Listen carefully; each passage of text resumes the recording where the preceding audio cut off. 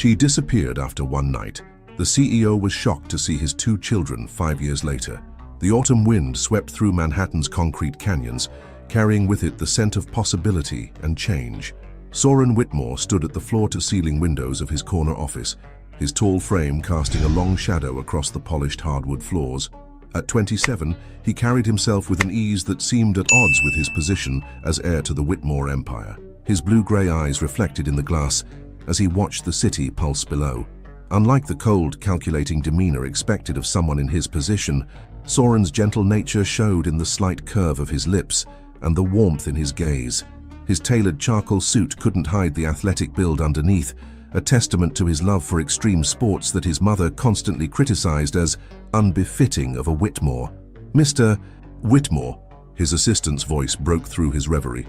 "The meeting with the Brooklyn Community Development Team starts in 5 minutes." Soren nodded, running a hand through his dark blonde hair, tied back in its usual neat ponytail. "Thank you, Olivia. I'll head down now." The elevator ride to the conference floor gave him time to center himself. This meeting wasn't just another corporate obligation. It represented everything he believed in.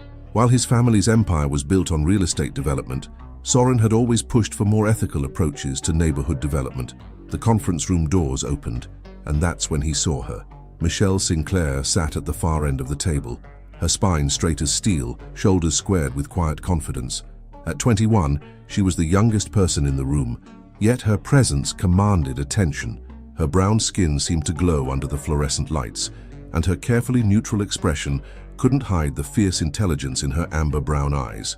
"Miss Sinclair has some concerns about the impact of the development project on local businesses," Richard, his project manager, was saying, but Soren barely heard him. He was captivated by the way Michelle's fingers drummed once, twice against her portfolio, the only sign of emotion she allowed herself to show. "Mr. Whitmore," her voice cut through the room like a blade wrapped in silk. "Your proposal suggests relocating 37 family-owned businesses. That's not just numbers on paper, that's generations of hard work and community heritage at stake." The challenge in her tone made something stir in Soren's chest. Here was someone who saw beyond the polished presentations and PR-friendly promises, someone who wasn't afraid to speak truth to power. "Please," he said, taking his seat, "call me Soren, and you're absolutely right." A flicker of surprise crossed her face. So brief he almost missed it. She clearly hadn't expected agreement from him.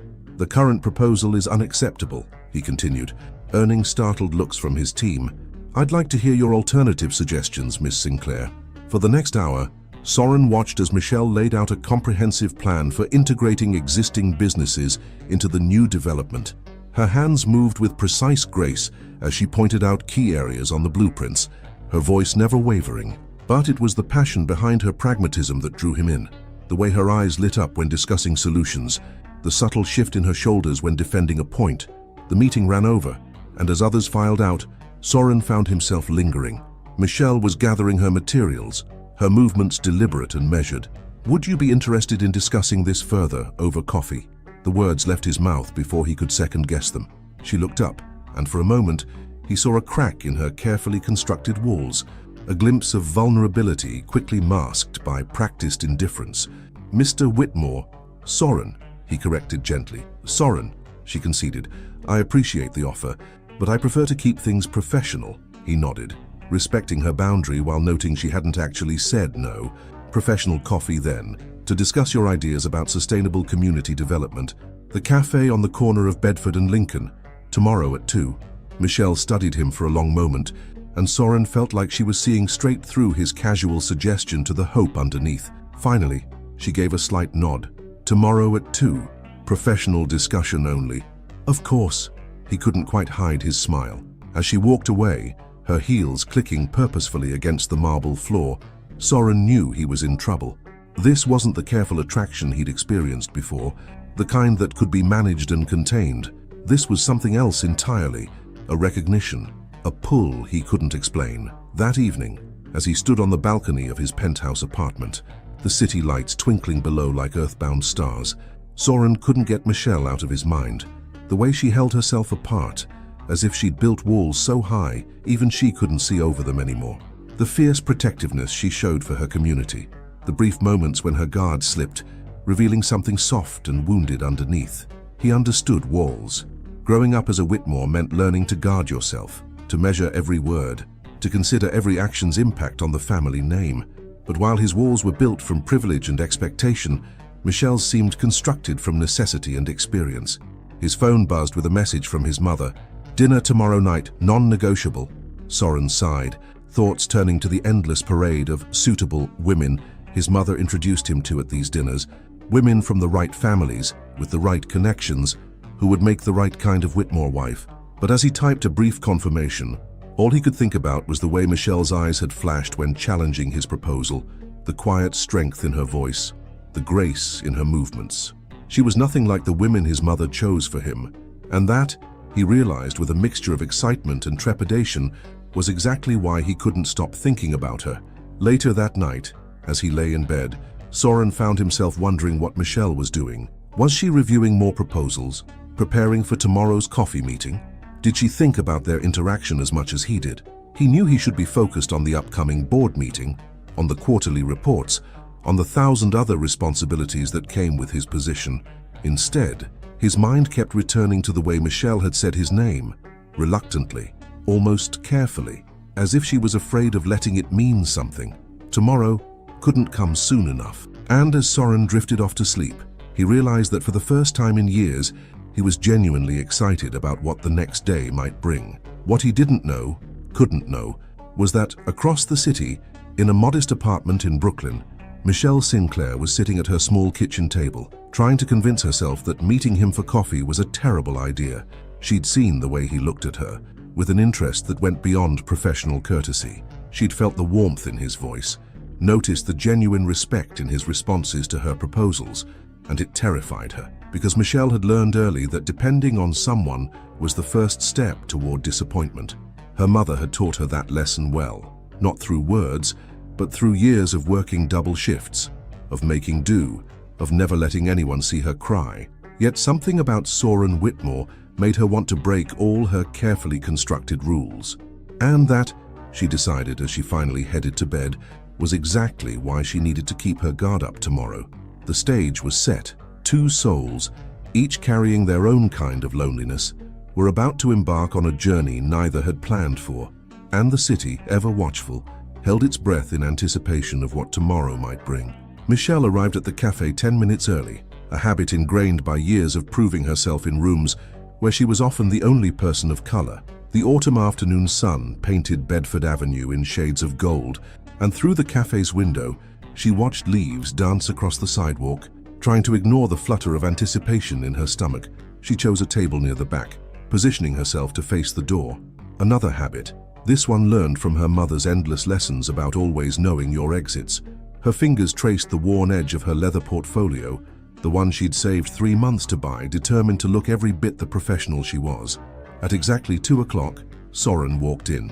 Michelle's breath caught slightly at the sight of him in casual clothes, dark jeans and a cream-colored sweater that somehow made him look both more approachable and more devastating. His blonde hair was loose today, falling just past his shoulders, and she found herself wondering how it would feel between her fingers. The thought startled her enough that she sat straighter, strengthening her mental walls.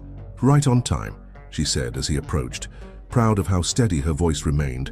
"I wouldn't want to waste a moment of your time," he replied, and something in his tone suggested he meant more than just this meeting. He settled into the chair across from her, and Michelle noticed he'd positioned himself to give her clear sight of the door, a small gesture that spoke volumes about his attention to detail. "I took the liberty of reviewing your entire proposal last night," she said, pulling out her notes. "There are several points that need—" "Before we dive in," Soren interrupted gently, "would you like something to drink? I hear they make an excellent lavender latte here." Michelle hesitated. This was supposed to be a professional meeting, not whatever her heart was trying to make it into. "Gas black coffee is fine. 1 black coffee and 1 lavender latte," he told the approaching server, then turned back to Michelle with a smile that made her chest tight. "Now, you were saying." For the next hour, they discussed community impact assessments, local business integration plans, and sustainable development practices. Michelle found herself increasingly impressed by Soren's genuine knowledge and concern for the neighborhood's well-being. He wasn't just another corporate figurehead paying lip service to social responsibility. He actually cared. "My mother would say I care too much," he said, responding to something in her expression. That business decisions shouldn't be complicated by emotion. And what do you say? His blue-gray eyes met hers.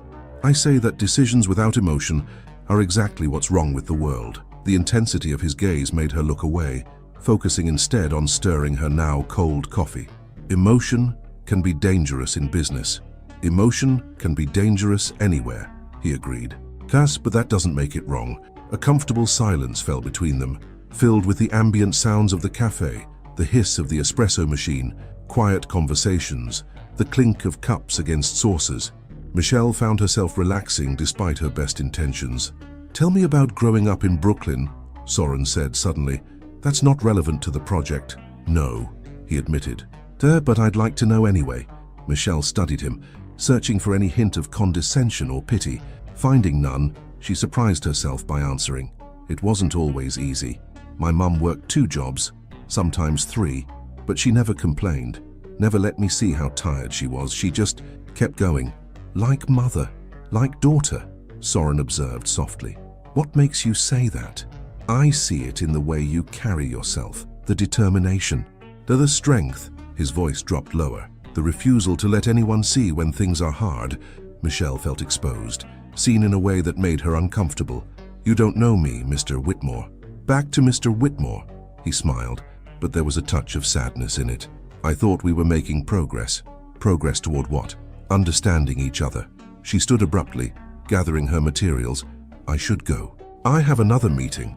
Michelle, the way he said her name, soft, almost like a prayer, made her pause. Have dinner with me. That would be inappropriate. Why? Because you're my client. Is that the only reason? Michelle met his eyes, and for a moment she let herself imagine saying yes. Imagine discovering if his lips were as soft as they looked, if his hands were as gentle as she suspected they might be. Imagined letting someone in just once. It's reason enough, she said finally, and turned to leave. I'll see you at the stakeholder meeting next week, he called after her. She didn't turn around, didn't trust herself to look at him again, but she could feel his eyes on her until she turned the corner. That evening in her small Brooklyn apartment, Michelle tried to lose herself in work. But every time she looked at the project proposals, she saw Soren's handwriting in the margins, thoughtful notes about community impact, questions about local perspectives. He'd clearly spent hours reviewing everything she'd submitted. Her phone buzzed with a text from her mother. Working late tonight. Left some soup in your fridge. Don't work too hard, baby. Michelle smiled despite herself. Her mother had always been able to sense when she was troubled, even from a distance. But how could she explain what was troubling her? How could she put into words the way Soren Whitmore made her feel simultaneously seen and exposed, safe and terrified? Across the city, Soren stood in his mother's opulent dining room, only half listening as she detailed the virtues of some senator's daughter he was supposed to meet. Soren, are you even listening to me? Sorry, Mother. I was thinking about the Brooklyn project. Evelyn Whitmore's perfectly painted lips tightened. That neighborhood revitalization nonsense. Darling, we have property managers for that sort of thing. It's not nonsense, he said quietly. These are people's lives we're affecting. Their homes, their businesses, their communities. Since when did you become so passionate about the common folk? Soren thought of Michelle's fierce defense of her community, the way her eyes lit up when discussing solutions.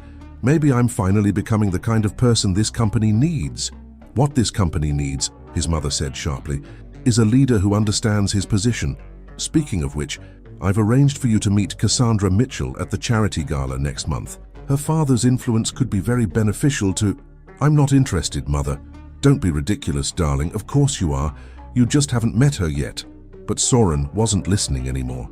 His mind was back in that cafe, watching Michelle's walls crack ever so slightly when she spoke about her mother. He thought about the way she'd almost smiled at his jokes, the brief moments when her professional mask slipped to reveal something softer underneath. Later that night, he found himself driving through Brooklyn past the cafe where they'd met. He told himself he was just checking out the neighborhood, getting a better feel for the community they were trying to help. But he knew he was hoping for a glimpse of her, even though the rational part of his brain knew she wouldn't be there. His phone buzzed with a message from Richard, his project manager. Miss Sinclair's latest revision to the proposal just came in. Want me to summarize it for you? No, he typed back. I'll review it personally, because that's what Michelle's work deserved. Personal attention, careful consideration, just like she did. As he drove home, the city lights reflecting off his car's hood, Soren realized he was in dangerous territory. This wasn't just attraction anymore. This was something deeper, something that could either heal or break them both. And somewhere in Brooklyn, Michelle sat at her window watching the same city lights, trying to convince herself that the warmth in her chest when she thought of Soren was just professional appreciation, nothing more. But they both knew better. And the city, ever watchful, continued its quiet vigil, watching as two hearts tried desperately to maintain their careful distance, even as they were being inexorably drawn together. The stakeholder meeting had run long, the conference room growing dim as evening settled over Manhattan. Michelle gathered her papers, hyper-aware of Soren's presence across the room. For 2 weeks, they'd maintained a careful professional distance, but every glance, every accidental brush of hands while passing documents felt charged with unspoken possibilities. "Excellent presentation, Miss Sinclair." Evelyn Whitmore's voice cut through the quiet efficiency of Michelle's movements. She looked up to find Soren's mother studying her with calculating eyes, though perhaps a bit ambitious for the neighborhood's current demographics. Michelle straightened, meeting the older woman's gaze. The demographics show a community rich in culture and entrepreneurial spirit, Mrs. Whitmore. They deserve nothing less than ambition. Indeed, Evelyn's smile didn't reach her eyes. Soren seems quite invested in your vision. The implied meaning hung in the air between them. Before Michelle could respond, Soren appeared at his mother's side. "Because it's the right vision," he said firmly. "Michelle understands what this community needs better than any consultant we've worked with." Evelyn's perfectly manicured hand touched her son's arm. "Darling, don't forget about dinner tonight. The Mitchells are expecting us." "I have plans." "Cancel them." His mother's tone brooked no argument.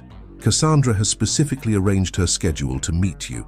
Michelle busied herself with her laptop, pretending not to hear, pretending her heart wasn't clenching at the mention of another woman. This was exactly why she'd kept her distance, why she'd refused his subsequent dinner invitations. "I'm having dinner with Michelle tonight," Soren said quietly, "to discuss the community outreach program." Michelle's head snapped up. They had no such plans, and he knew it. But something in his eyes, a mixture of plea and promise, made her stay silent. "Is that so?" Evelyn's gaze swept between them. "How dedicated of you both." After she left, Michelle rounded on Soren. What was that about? "Have dinner with me," he said, moving closer. "For real this time. Your mother clearly has other plans for you." "I don't care about my mother's plans." His voice dropped lower. "I care about what you think, what you want." Michelle's heart thundered in her chest. "What I think is that this is a bad idea." "Why?" "Because," she gestured vaguely at the space between them. Us. It's complicated.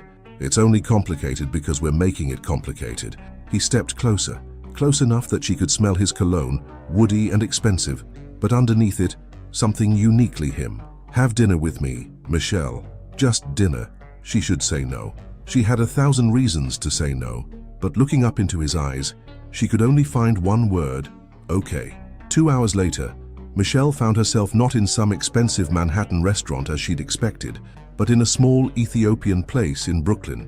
The intimate lighting cast soft shadows across Soren's face as he listened intently to her explaining how her mother had taught her to be strong, to be independent. "She sounds remarkable," he said, watching Michelle tear off a piece of injera bread.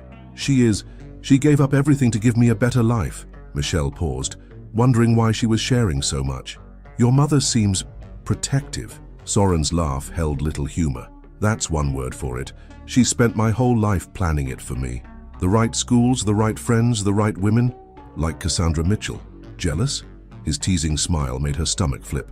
"Realistic," she corrected. "I know how this world works, Soren. People like your mother don't get to decide who I care about." He reached across the table, his fingers brushing hers. "Who I want." The touch sent electricity through her veins. "Soren, I know you feel this too," he said softly. "This connection between us. I've never met anyone like you, Michelle. Someone who challenges me, who sees past the Whitmore name to who I really am." "And who is that?" "Someone who's tired of living up to everyone else's expectations. Someone who wants to make his own choices." His thumb traced circles on her palm. "Someone who can't stop thinking about you." Michelle withdrew her hand, but slowly, reluctantly. "We should focus on the project." Is that really what you want to focus on? No, it wasn't. She wanted to focus on the way his hair caught the light, on the strength in his hands, on the warmth in his eyes when he looked at her. But wanting wasn't having, and having led to losing, and losing. Tell me about your dreams, he said suddenly, cutting through her spiral of thoughts. My dreams. Not the practical ones, not the ones you tell yourself you should have, the real ones. The ones that scare you. Michelle was quiet for a long moment, studying him. I dream about making a difference. Real difference, not just corporate PR campaigns. I dream about showing little girls who look like me that they can be anything, do anything. She took a breath. I dream about not being afraid to want things. What things? Dangerous things, she whispered. Impossible things. Nothing's impossible, he leaned forward. What's the most impossible thing you want right now? You might, she thought, but she couldn't say it, wouldn't say it. Later, as they walked along the Brooklyn promenade, the Manhattan skyline glittering across the water, Michelle felt her carefully constructed walls beginning to crack. Soren had shed his suit jacket, his white shirt sleeves rolled up to reveal strong forearms. He looked less like a billionaire heir and more like a man, a beautiful, complicated man who made her feel things she'd sworn she never would. My mother used to bring me here when I was little, she said, stopping to lean against the railing. She'd point at the tall buildings and tell me I could have anything I wanted if I worked hard enough. But she also taught me that wanting things makes you vulnerable. Soren moved behind her, not touching but close enough that she could feel his warmth. Maybe being vulnerable isn't always bad. She turned to face him, and suddenly the space between them seemed charged with possibility. His eyes dropped to her lips, then back to her eyes, asking permission. This is a bad idea, she whispered, even as she tilted her face up toward his. Probably, he agreed, one hand coming up to cup her cheek. Do you want me to stop? Michelle knew she should say yes, knew this would only lead to heartbreak. But as the night wind whipped around them, carrying the scent of the river and promises and danger, she found herself shaking her head. The first brush of his lips against hers was gentle, questioning. The second was anything but. His hands tangled in her hair as she gripped his shirt, pulling him closer, falling into the kiss like she was falling into a dream. He tasted like possibility and warning all at once, and something inside her broke open, wanting more, wanting everything. When they finally pulled apart, both breathing hard, Michelle saw her own wonder and fear reflected in his eyes.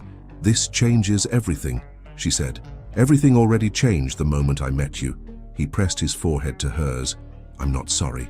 You might be, she whispered, thinking of his mother's cold eyes, of the world they came from, of all the reasons this could never work. But then, he was kissing her again, and for a moment, just a moment, Michelle let herself believe in impossible things. Across the river, in her penthouse office, Evelyn Whitmore stood at her own window, phone pressed to her ear. I need everything you can find on Michelle Sinclair, she said coldly. Every detail, every weakness, every skeleton in her closet. My son seems to have developed an unfortunate attachment. The city lights flickered like warning signals as she hung up, her reflection in the glass hard and determined. She hadn't spent decades building the Whitmore legacy to watch it be derailed by some girl from Brooklyn. But on the promenade, wrapped in each other's arms, Soren and Michelle were oblivious to the gathering storm. For now, they existed in a bubble of their own making, where social divisions and family expectations couldn't touch them. For now, they had this moment, this night, this kiss. For now, it was enough. The next 3 weeks passed in a blur of stolen moments and secret smiles. During meetings, Michelle and Soren maintained their professional facades, but their eyes told a different story. Every accidental touch, every shared glance carried the weight of their growing feelings. Late one evening, as rain pelted against the windows of Soren's penthouse, Michelle stood in his kitchen, wearing one of his dress shirts, watching him cook. The domestic intimacy of the scene made her heart ache with equal parts joy and fear. You're thinking too loud, Soren said, not looking up from the pasta he was stirring. I'm wondering when the other shoe will drop. She traced patterns in the condensation on her wine glass. This feels too perfect. Soren set down his wooden spoon and moved to stand behind her, wrapping his arms around her waist. Maybe perfect is exactly what we deserve. She leaned back against his chest, allowing herself to absorb his warmth. Your mother called me into her office today. His body tensed. What did she want? To remind me about the importance of maintaining professional boundaries. Michelle turned in his arms to face him. She knows about us. Soren. Let her know. He tucked a strand of hair behind her ear. I'm not ashamed of how I feel about you. She showed me pictures. Michelle's voice wavered slightly. Of you and Cassandra Mitchell at some charity gala last week. You looked compatible. My mother arranged that appearance weeks ago. I left after 30 minutes. He tilted her chin up. The only woman I want to be compatible with is you. The sincerity in his eyes made her chest tight. It's not that simple. It could be. His thumb traced her bottom lip. If we let it. Before she could respond, his phone buzzed on the counter. Evelyn's name flashed on the screen. Don't answer it, Michelle whispered. Soren hesitated, then declined the call. She'll have to get used to not controlling every aspect of my life. The phone immediately buzzed again, this time with a text. The board meeting has been moved to tomorrow morning. The Mitchell merger discussion cannot wait, and we need to talk about your recent distractions. Michelle stepped out of his embrace. You should go. The merger is important. You're important. He reached for her, but she moved away. This isn't a competition, Soren. This is your life, your family's company. And what about my happiness? His voice carried an edge of frustration. Doesn't that matter? Of course it matters. She wrapped her arms around herself. But happiness isn't always practical. Practical? He ran a hand through his hair, disheveling the neat ponytail. Is that what you want? A practical life? Practical love? I want you to understand what you're risking. The words burst from her with unexpected force. Your mother has files on me. Soren. She's had me investigated. She knows about the time my mom couldn't pay rent and we lived in our car for 3 months. She knows about the scholarship I lost when I had to drop out to help my mom after her accident. She knows everything. Soren's face darkened. She had no right. She had every right. She's protecting her son, her legacy. Michelle's laugh was bitter. Do you know what she said to me? She said I was playing a dangerous game, that girls like me always want the same thing, security, status, a way out of their circumstances. That's not you. He moved toward her, determination in every step. You're the most genuine, hard-working person I've ever met. You care about making real change, about helping people. That's why I'm falling in love with you. The words hung in the air between them. Michelle felt them wrap around her heart, beautiful and terrifying. Don't, she whispered. Don't say that. Why not? It's true. His hands framed her face. I love how passionate you are about your community. I love how you challenge me to be better. I love the way you try to hide your smile when I make terrible jokes. I love... She pressed her fingers to his lips. Stop. Please, tell me you don't feel the same. But she couldn't. The truth was written in every beat of her heart, every breath she took in his presence. Instead of answering, she kissed him, pouring all her unspoken feelings into the press of her lips against his. His response was immediate and overwhelming.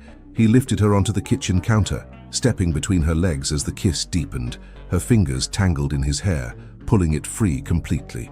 His hands slid under her borrowed shirt, tracing patterns on her skin that felt like promises. The smoke alarm's shrill beep shattered the moment. The pasta! Michelle gasped, pulling away. Soren laughed, moving to take the burning pot off the stove. I guess we're ordering in. The normalcy of the moment, him dealing with smoke while she opened windows, both of them laughing, made her chest ache. This was what she wanted, what she'd never let herself dream of having. Later, as they sat on his balcony eating takeout Chinese food, Michelle watched the city lights flicker below. Tell me about your dreams, she said, echoing his question from weeks ago. Soren set down his chopsticks. I dream about making the company into something meaningful, not just profitable. I dream about proving I can be successful without compromising my principles. He took her hand.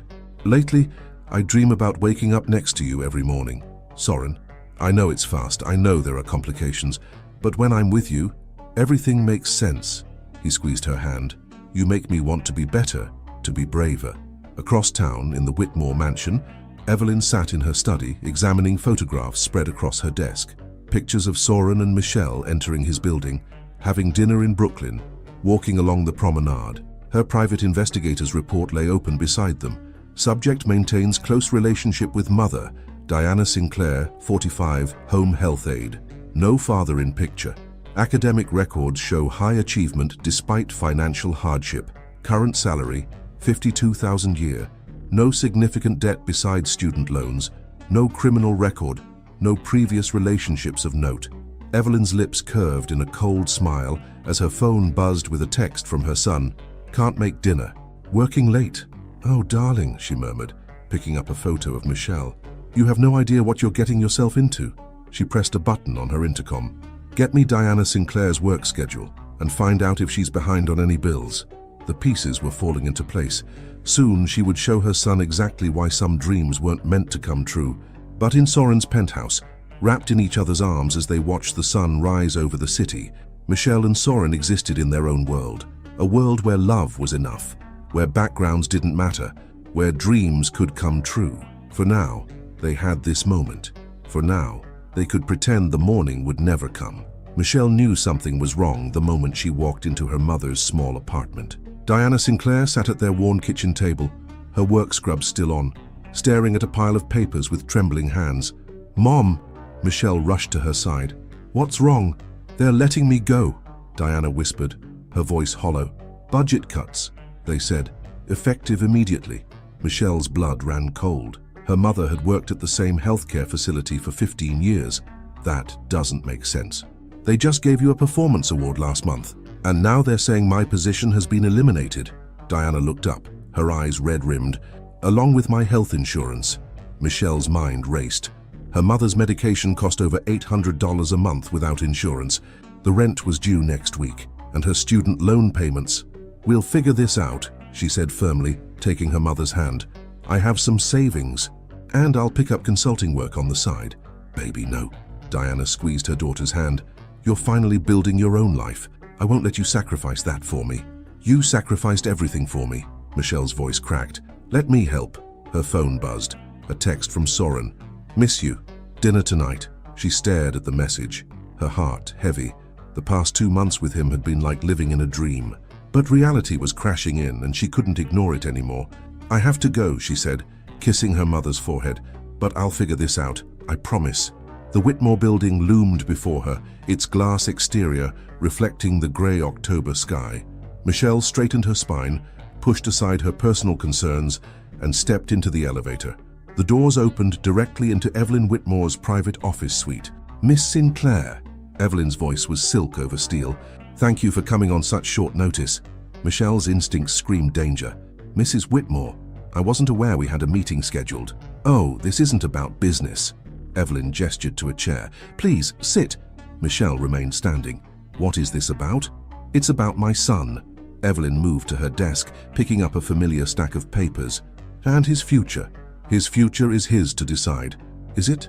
Evelyn's smile was cold. "Or have you already decided it for him?" "I don't know what you're implying." "Let's not play games, dear." Evelyn slid a photograph across her desk. "You've made quite an impression on him. The devoted community advocate, fighting for the underprivileged. It's a compelling narrative." Michelle's hands clenched at her sides. "But my work speaks for itself." "Your work?" Evelyn laughed softly. "Your work is the least of my concerns. Though I must say, it would be unfortunate if the board discovered certain inconsistencies in your project proposals." "There are no inconsistencies." "There could be." Evelyn's eyes glittered. "Just like there could be more budget cuts at your mother's former workplace, more positions eliminated, more families affected." Michelle's heart stopped. I protect what's mine, Miss Sinclair. The Whitmore name, the company's reputation, my son's future. They're all my responsibility. Soren is not your property." "No, he's my son, and I won't watch him throw away everything he's meant to be for some misguided infatuation." Evelyn opened a drawer, withdrew an envelope. "Inside, you'll find a cashier's check for $500,000. Consider it. Compensation for your time." Michelle felt sick. "I don't want your money." "Everyone wants money, dear, especially those who've grown up without it." Evelyn's voice softened with false sympathy. "Think of your mother, her medical needs, her future security. You could give her everything she deserves. By selling my soul, by being practical." Evelyn stood, moving closer. "You're a smart girl, Michelle. You know this can't last. Soren lives in a world you can't even imagine. Board meetings, charity galas, political connections. It's in his blood. But you'll always be the girl from Brooklyn, trying to prove she belongs." Each word hit like a physical blow. But Michelle forced herself to stay steady. "You don't know me. I know that you love him." Evelyn's words were gentle, almost kind. "And if you truly love him, you'll let him go before this goes too far. Before he has to choose between you and everything he was born to be. He should be free to make his own choices." "Should he?" Evelyn returned to her desk, pressed a button on her phone. "Send them in." The door opened, and two men in suits entered, carrying folders. "These gentlemen represent our legal department," Evelyn explained. "Sure, they've prepared a detailed analysis of how your relationship with Soren could affect company stock prices, board confidence, and pending international deals. Would you like to see the projected losses, the jobs that could be eliminated, the families that could be affected?" Michelle felt the walls closing in. "This is manipulation. This is business." Evelyn's voice hardened. "And if financial implications don't move you, perhaps personal ones will." She nodded to one of the men who opened his folder. "Your mother's new medical concerns would make finding new employment challenging," he said smoothly. "And your own career prospects could become quite limited. It would be a shame if potential employers received anonymous concerns about your professional ethics. You're threatening me. I'm offering you a choice." Evelyn held out the envelope again. "Take the money. End things with Soren. Move on with your life, knowing you've secured your mother's future and protected Soren from having to make an impossible choice." Michelle's phone buzzed again. Another text from Soren. "Found this amazing Ethiopian place in Queens. Let me take you there tonight." She stared at his words, remembering their first real date, the way he'd listened to her stories, the way he'd looked at her like she was something precious. She thought of his dreams, his desire to make the company into something meaningful. "If I refuse, then I'll be forced to show Soren exactly what kind of woman you are." Evelyn's smile was triumphant. Someone who used his feelings to advance her career. Someone who manipulated project data to support her proposals. Someone who never loved him at all. "He wouldn't believe you. Perhaps not at first, but doubt is a powerful thing, Miss Sinclair, and evidence can be very convincing when presented properly."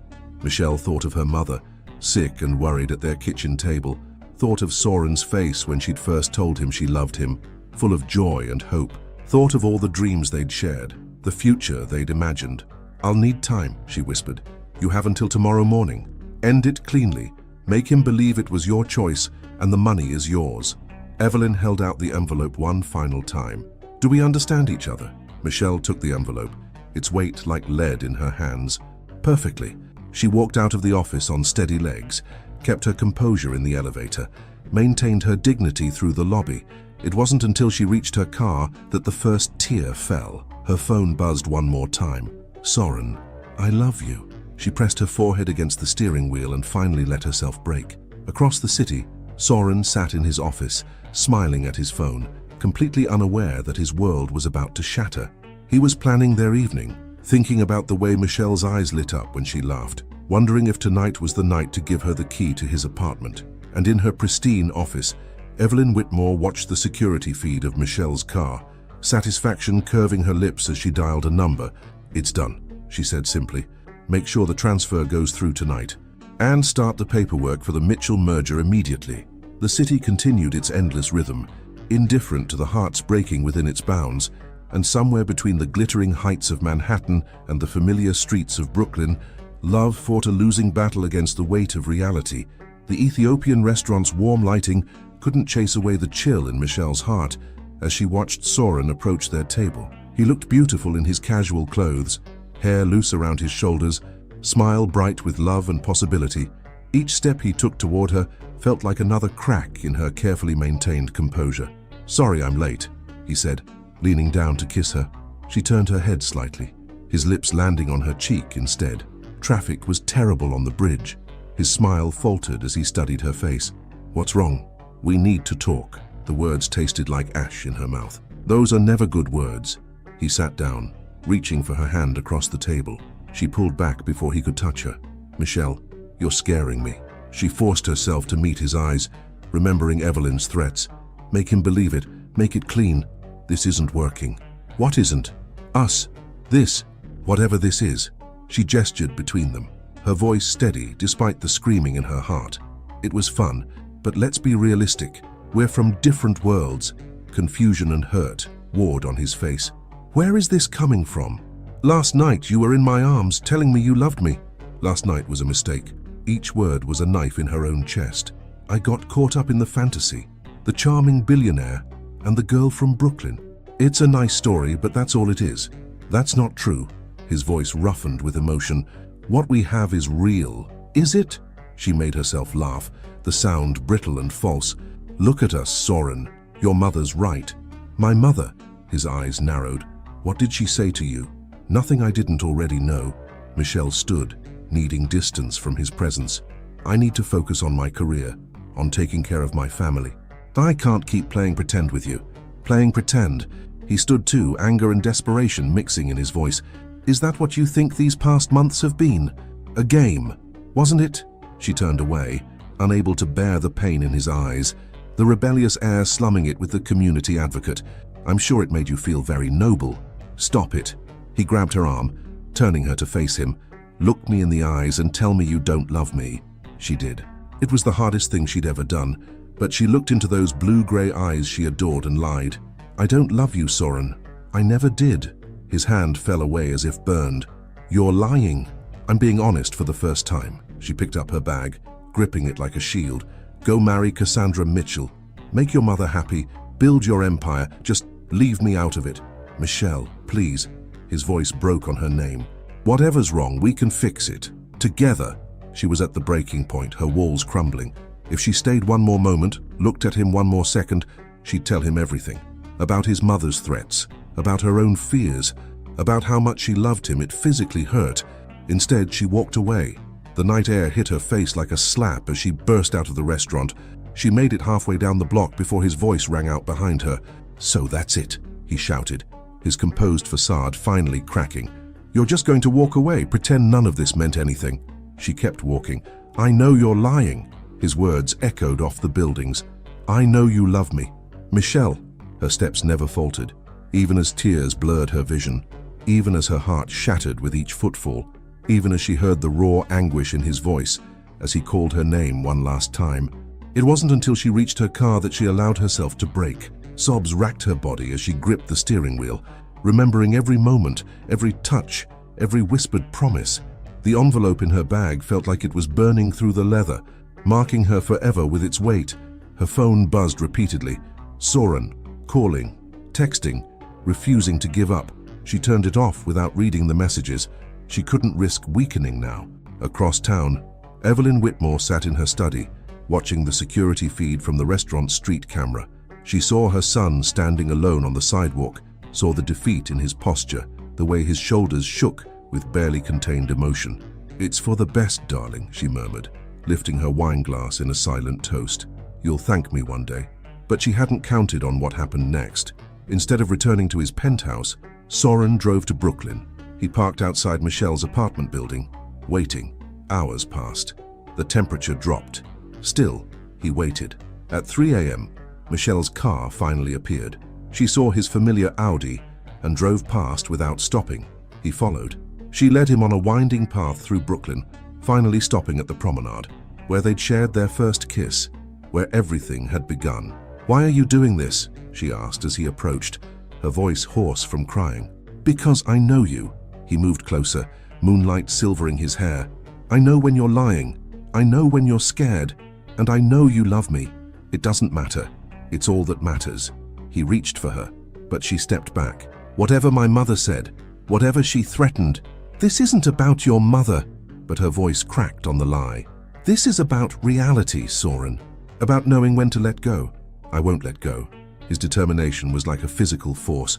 Not unless you look me in the eyes right now and tell me that you truly don't love me, that these past months meant nothing, that your heart doesn't race when I'm near, that you don't dream about our future like I do. She gathered every ounce of strength she had left, thought of her mother's medical bills, of Evelyn's threats, of the life Soren deserved, one she could never be part of. I don't love you, she whispered, meeting his gaze. I never did. Please, just let me go. Something in his eyes died. She watched it happen, watched the light fade, watched hope turn to ash. Goodbye, Soren. This time when she walked away, he didn't follow. She drove to her mother's apartment, hands shaking on the wheel. Diana was waiting up, one look at her daughter's face telling her everything. Oh, baby, she whispered, opening her arms. Michelle fell into them like she was 5 years old again, sobbing out her broken heart as her mother stroked her hair. "I had to," she choked out. "I had to protect him. Protect you. I had to." "I know, baby," Diana soothed. "I know." But across the city, in his empty penthouse, Soren stood at his windows, staring at nothing. The taste of Ethiopian spices still lingered on his tongue, mixing with the salt of tears he refused to acknowledge. His phone buzzed. His mother, calling to check on him. He declined the call. Instead, he opened his last picture of Michelle, taken just yesterday morning. She was wearing his shirt, hair messed from sleep, smile soft and real as she looked at him over a cup of coffee. "I don't believe you," he whispered to her image. "I'll never believe you didn't love me." But she was gone, and all the love and determination in the world couldn't change that simple, brutal fact. The sun rose over Brooklyn, painting the sky in shades of hope neither of them could feel. A new day dawned, the first of many they would face apart, and somewhere between Manhattan's glittering towers and Brooklyn's familiar streets, two hearts beat in broken synchrony, each wondering if they'd ever feel whole again. 5 years later, Anthony Sinclair stared at his reflection in the bathroom mirror, studying the features that made his mother's eyes go distant sometimes. His blue-gray eyes, so different from hers, blinked back at him. Beside him, his twin brother Arthur was attempting to tame his wild curls before school. "Mum's crying again," Arthur said quietly, meeting his brother's eyes in the mirror. "I know." Anthony's voice carried a weight beyond his 5 years. "I heard her last night. It happened sometimes. These moments when their mother thought they were asleep. They'd find her looking at old papers or sitting by the window, tears sliding silently down her cheeks. She never let them see her cry during the day. During the day, she was their rock, their protector, their everything." "Do you think it's about our dad?" Arthur asked, abandoning his hair battle to face his brother directly. Anthony shrugged, but his heart squeezed. They didn't talk about their father much, not since the day in kindergarten when they'd had to draw family trees, and their paper had looked so empty compared to everyone else's. "Boys," Michelle's voice carried up the stairs, strong and steady as always. "Breakfast is ready." They found her in the kitchen of their modest Brooklyn apartment, pancakes shaped like rockets waiting on their plates.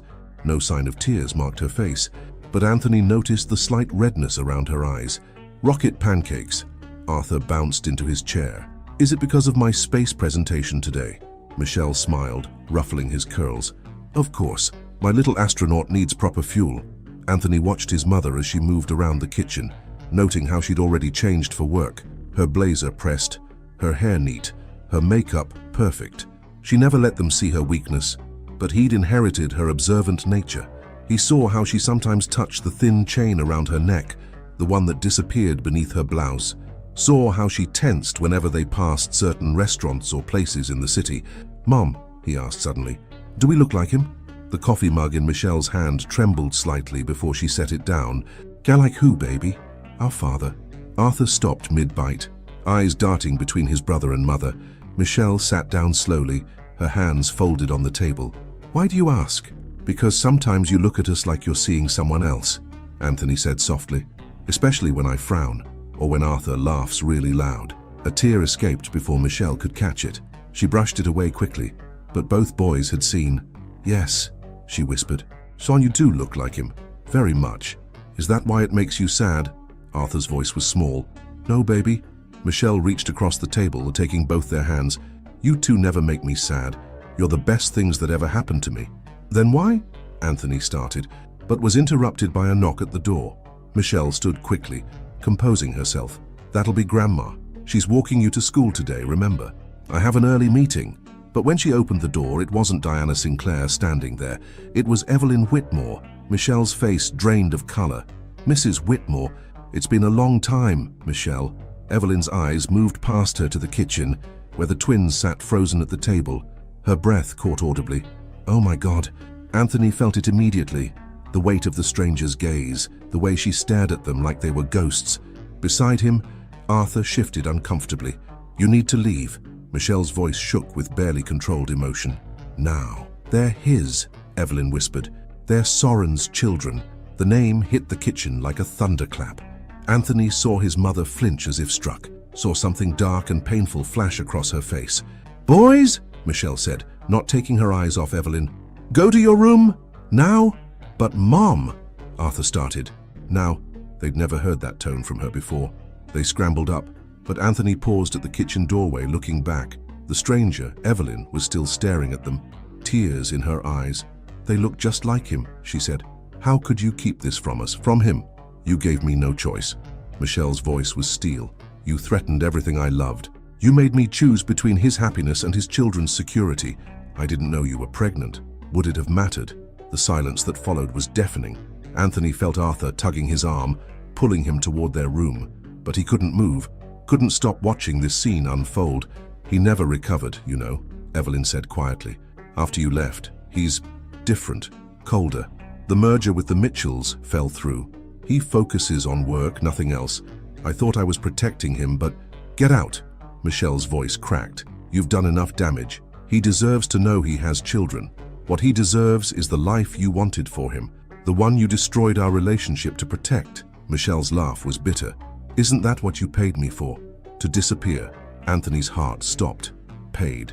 His mother was paid to leave. I was wrong. Evelyn's voice carried real regret. Seeing them now, seeing what I took from him, from all of you, 5 years too late. Michelle moved to close the door, but Evelyn caught it.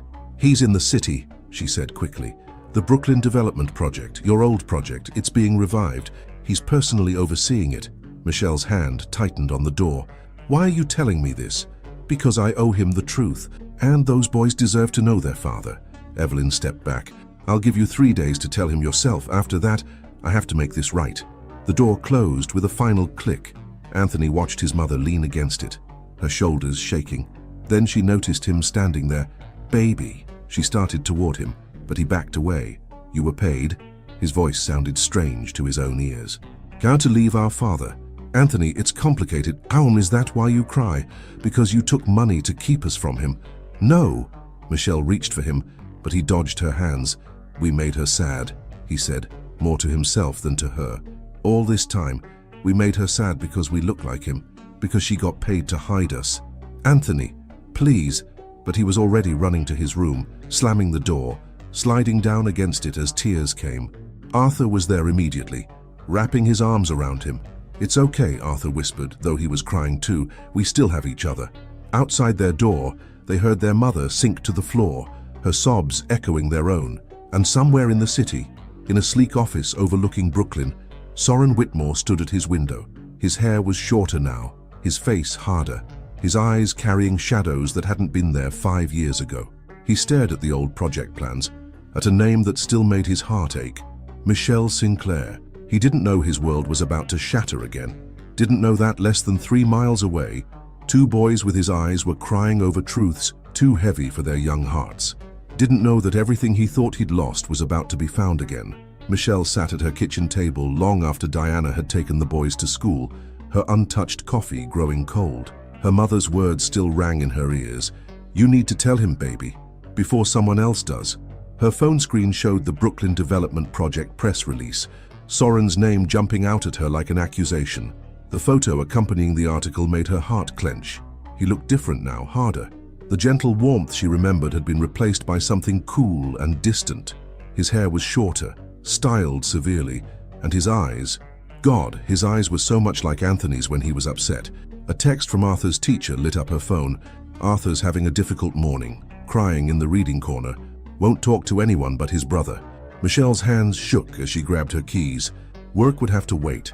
At the school, she found her sons huddled together in the classroom's reading nook. Arthur's eyes were red, while Anthony sat protectively beside him, shooting wary glances at anyone who approached.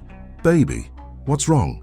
She knelt beside them, but Anthony shifted away from her touch. Tell him, Arthur whispered to his brother.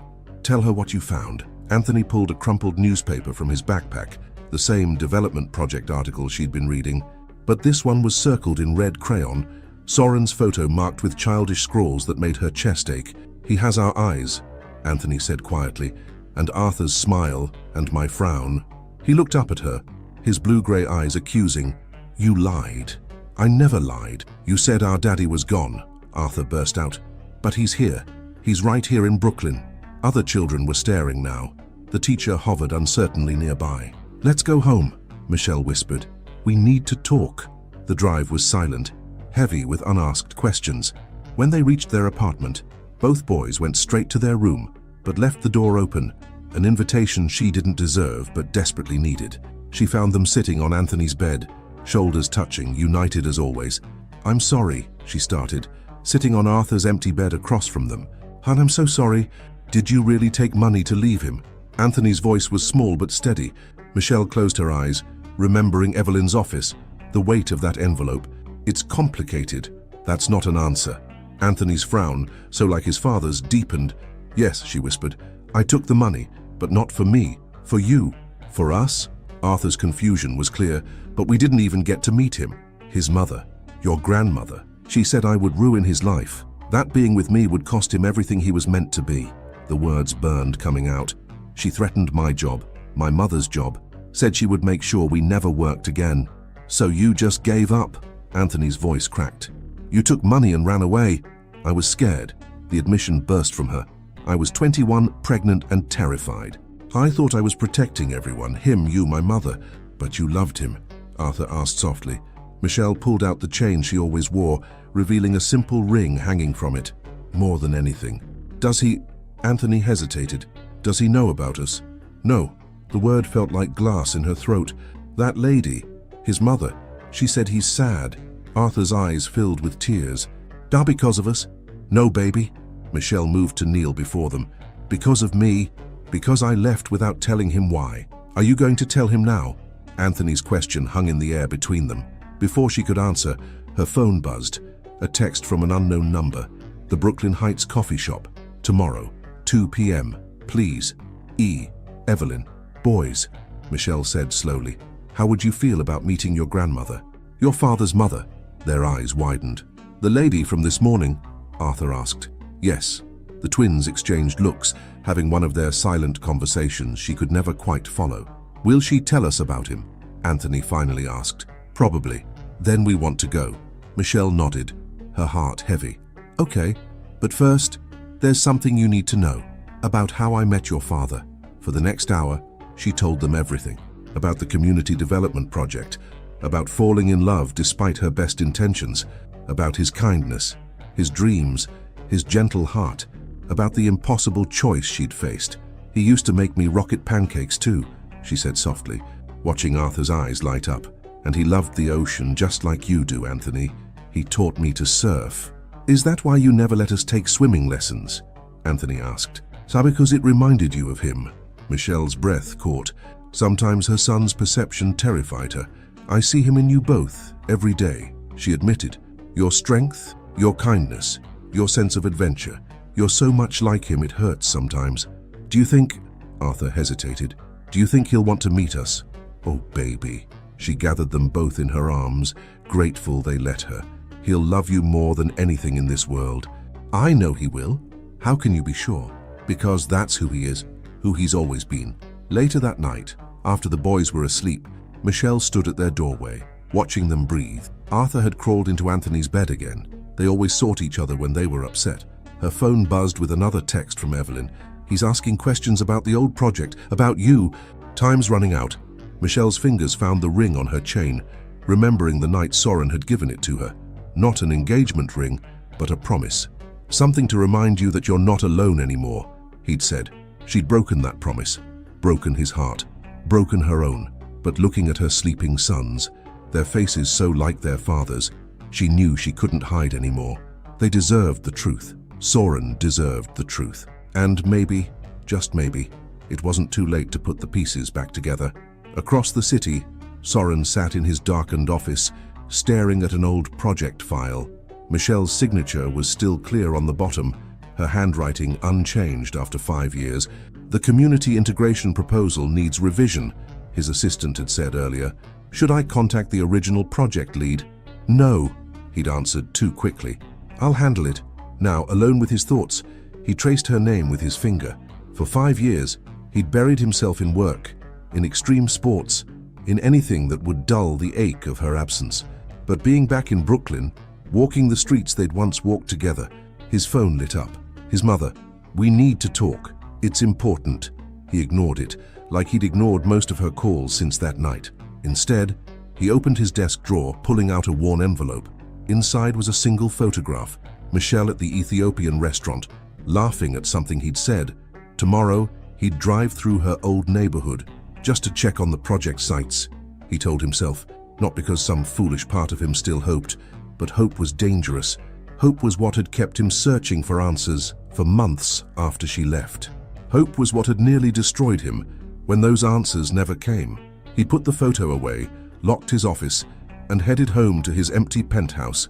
Another sleepless night awaited, filled with memories of dark eyes and gentle hands, and promises that turned to dust. Neither Michelle nor Soren slept that night, their thoughts echoing across the city that had both united and divided them. And between them, two little boys dreamed of a father they'd never met, wondering if tomorrow would change everything. The stage was set. The truth, so long buried, was clawing its way to the surface, and Brooklyn, the city that had witnessed their love story's beginning, held its breath, waiting to see if it might also witness its resurrection. The Brooklyn Heights coffee shop buzzed with afternoon activity, but Michelle felt as if she and the twins were suspended in their own bubble of tension. Anthony sat ramrod straight beside her, while Arthur fidgeted nervously, his legs swinging beneath the table. "She's late," Anthony observed, his voice carrying an edge that reminded Michelle so much of Soren it hurt. "Only by 2 minutes," Michelle said, trying to keep her voice steady. But her son was right.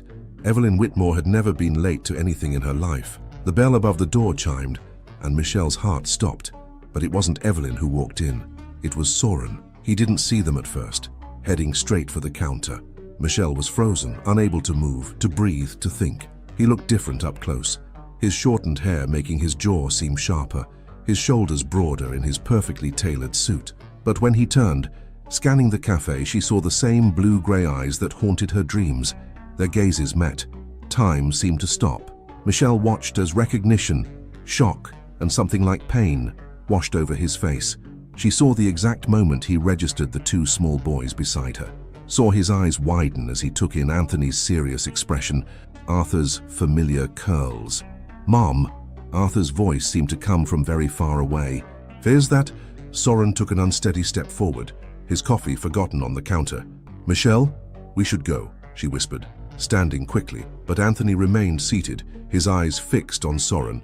"You're our father," he said, his young voice clear and steady in the suddenly quiet cafe. Soren's face went white. His hands gripped the nearest chair for support as his gaze moved between the twins, taking in every detail, the shape of their eyes, the curve of their jaws, the unmistakable echoes of himself in their faces. "Anthony," Michelle pleaded, "please." "No more running," her son said firmly. "No more hiding." Arthur stood up too, moving slightly behind his brother, but peering at Soren with undisguised curiosity. "How'd you make rocket pancakes too?" A sound somewhere between a laugh and a sob escaped Soren's throat. "What?" "Mom said you taught her how to make rocket pancakes, and that you love the ocean, like Anthony, and that you—" "Arthur," Michelle interrupted, her voice shaking. "Baby, please." But Soren was moving toward them now, his steps unsteady. "How old are you?" he asked, though the devastation in his eyes suggested he already knew. "5, Anthony answered. "We're 5. Michelle watched as Soren did the math, saw the exact moment understanding dawned. He looked at her, and the raw pain in his expression made her knees weak. "You were pregnant," he whispered, "when you left, when my mother—" "I'm sorry," she said, the words inadequate but all she had. "I'm so sorry." "Sorry," his voice cracked. "You hid my children from me for 5 years, and you're sorry. Your mother threatened—" "My mother—" Soren's laugh was bitter. "My mother convinced you to leave me, to take my children before I even knew they existed, and you listened. She said she would destroy everything." Michelle's voice rose despite her efforts to stay calm. "Your future, your dreams, everything you'd worked for, they were my children." The words exploded from him, making several cafe patrons jump. "My sons. You had no right." "I had every right," Michelle shot back. "I was 21, scared, and alone. Your mother made it very clear what would happen if I stayed, what she would do to my family, to my career. You could have told me. We could have faced her together. Could we?" Michelle's laugh was hollow. "You never stood up to her before, never challenged her plans for your life. I was just the girl from Brooklyn, remember? The one who didn't fit into your world. You were everything to me." Soren's voice broke. You and these boys, you were everything I never knew I needed. Anthony moved then, stepping between them. Stop fighting, he said quietly. Please. The simple plea seemed to deflate them both. Michelle saw tears in Soren's eyes as he looked at their son, really looked at him. You protect people, he said softly, like your mother. Anthony nodded. Someone has to. Arthur emerged from behind his brother, his natural exuberance winning out over caution. Do you really surf? Can you teach us? Mom never lets us go in the ocean, but I really want to learn. And Anthony pretends he doesn't, but he does too, and… Arthur, Anthony sighed, but there was fondness in his exasperation. Soren dropped to one knee, bringing himself to their level. I would love to teach you both, he said, his voice thick with emotion. If your mother agrees. All three of them looked at Michelle. She saw the hope in Arthur's eyes, the cautious longing in Anthony's, the desperate plea in Soren's. Perhaps, a new voice said, we should all sit down and talk. Evelyn Whitmore stood in the doorway, watching the scene with tears in her eyes. Mother, Soren's voice went cold. Did you orchestrate this? I orchestrated many things I shouldn't have, Evelyn said quietly. But this was fate. Fate? Soren stood, anger radiating from him. You threatened the woman I loved, forced her to leave, kept my children from me, and I will regret it for the rest of my life. Evelyn's composed facade cracked. Watching you these past 5 years, seeing what my actions did to you, I thought I was protecting our family's legacy. Instead, I nearly destroyed it. She turned to Michelle. I don't expect forgiveness from either of you, but these boys deserve to know their father. And Soren, you deserve to know your sons. Sons. Soren repeated the word like a prayer, looking back at the twins. I have sons. Anthony studied him carefully. Do you want us? Want you? Soren knelt again, though he didn't try to touch them. I've wanted you since before I knew you existed. I felt empty, incomplete, and now I know why. His voice roughened. You're parts of me I didn't know were missing. Arthur couldn't contain himself anymore.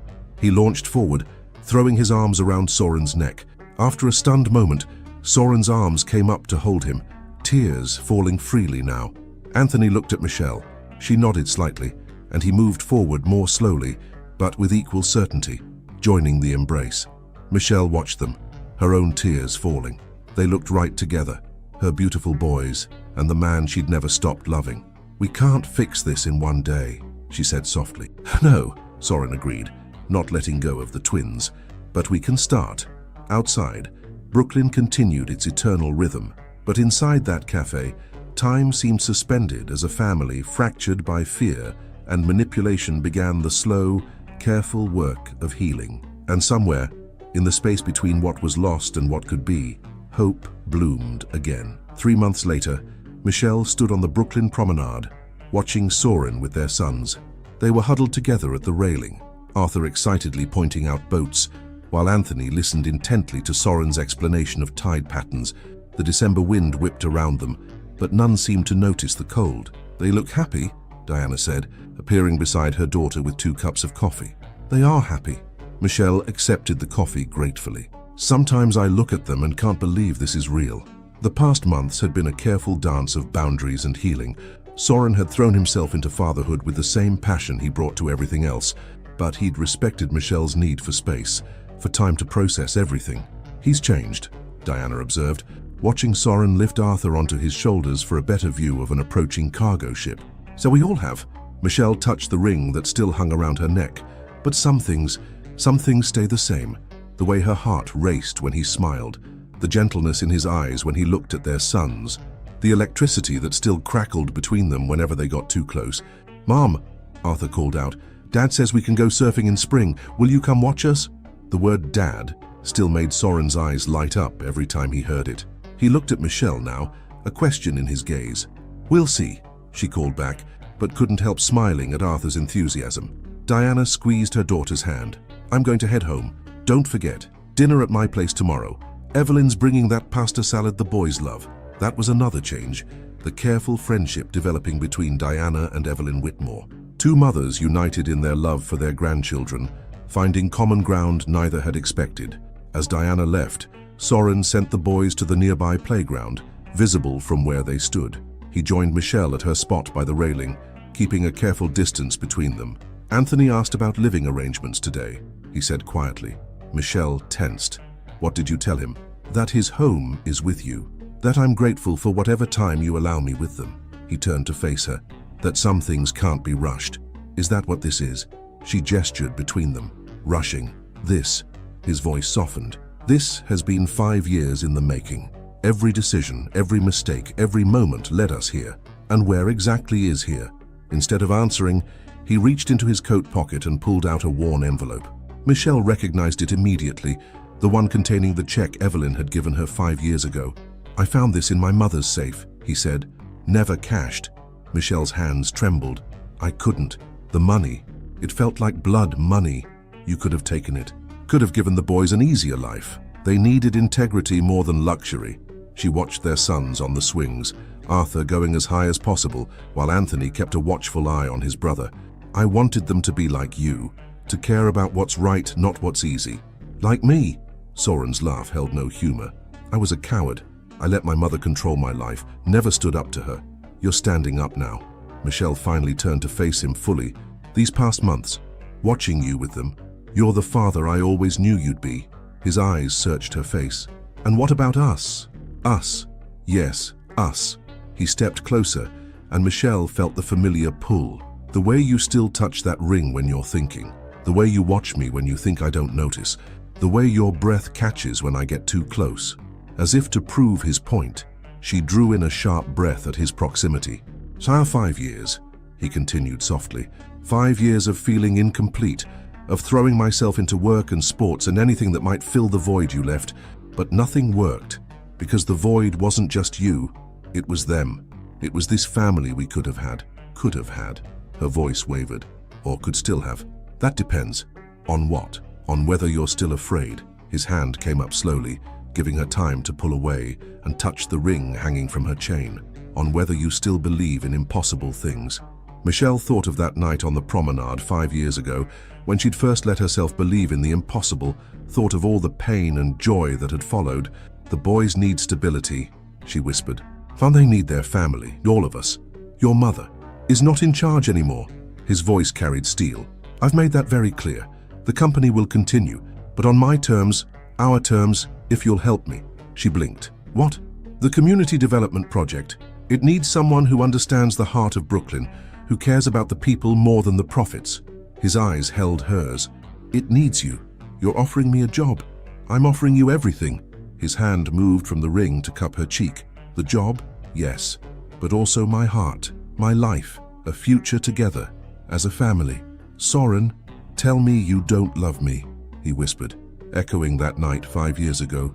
Tell me you don't want this as much as I do. Instead of answering, Michelle reached up and, for the first time in 5 years, unclasped the chain around her neck. The ring slid off into her palm, catching the winter sunlight. You said this was a promise, she said softly. Something to remind me I wasn't alone. You never were. His voice roughened. Even when I didn't know about them, even when I thought I'd lost you forever, you were never alone. Michelle looked at their sons, still playing, still innocent of the moment unfolding between their parents. If we do this, we do it slowly, carefully. The boys come first, always. His smile was gentle. We have time. She held out the ring. It doesn't fit anymore. Then we'll get a new one. He took it from her palm, his fingers lingering against hers. One that fits who we are now, who we've become. A shriek of laughter drew their attention back to the playground. Arthur had convinced Anthony to try the monkey bars, and both boys were giggling as they swung from bar to bar. They need a house, Soren said suddenly, with a yard and a dog. Arthur mentioned wanting a dog about 15 times last week. Michelle laughed. Just a house, not a mansion. Whatever you want, whatever they need. He hesitated, then added softly, whatever makes you happy. She looked up at him. This man who had haunted her dreams for 5 years, who had given her the 2 greatest gifts of her life, who was offering her a second chance at happiness. Ayuki, she whispered, you make me happy. His kiss was gentle, tentative, like they were learning each other all over again. But when Michelle's arms wound around his neck, when his hands pulled her closer, the years seemed to melt away. They were just Soren and Michelle again, 2 hearts finding their way home. You! Arthur's voice broke the moment. They're kissing. It's romantic, Anthony corrected, though his nose wrinkled slightly. I'd like in the movies. Soren laughed against Michelle's lips before pulling back to look at their sons. "Come here, you two." The boys ran over, and Soren scooped them both up, one in each arm, making them giggle. Michelle watched as he whispered something in their ears, something that made both boys' eyes widen before they turned to her with matching grins. "Really?" Arthur bounced in his father's arms. "And we can, if your mother agrees," Soren said, giving her a look that told her exactly what he'd suggested. "Please, Mum," Anthony added his plea, his usual reserve melting into excitement. Michelle looked at her family, the man she'd never stopped loving and the boys who were his perfect echo, and felt the last of her walls crumble. "Yes," she said simply, "yes to all of it." The future wasn't certain. There would be challenges, adjustments, moments of doubt. But as they stood together on the promenade where their story had both begun and shattered, Michelle knew one thing with absolute certainty. Love, real love, always finds its way home. And sometimes, if you're brave enough to believe in impossible things, it brings a family with it. The end. If you had to choose between the love of your life and the protection of your family, which decision would you make? Michelle faced this devastating dilemma when Evelyn forced her to choose between Soren and the safety of her family. She chose to protect those she loved, while carrying the weight of a secret that would change everyone's lives forever. What would you do in such a situation? Would you sacrifice your own heart for the sake of those you love, or would you fight against all odds in the name of true love? Your participation in the channel is very important. Please leave your opinion in the comments. Thank you so much for watching until the end. If you enjoyed this story, don't forget to subscribe to the channel, leave a like, and comment your thoughts. Your participation is very important to us. See you next time.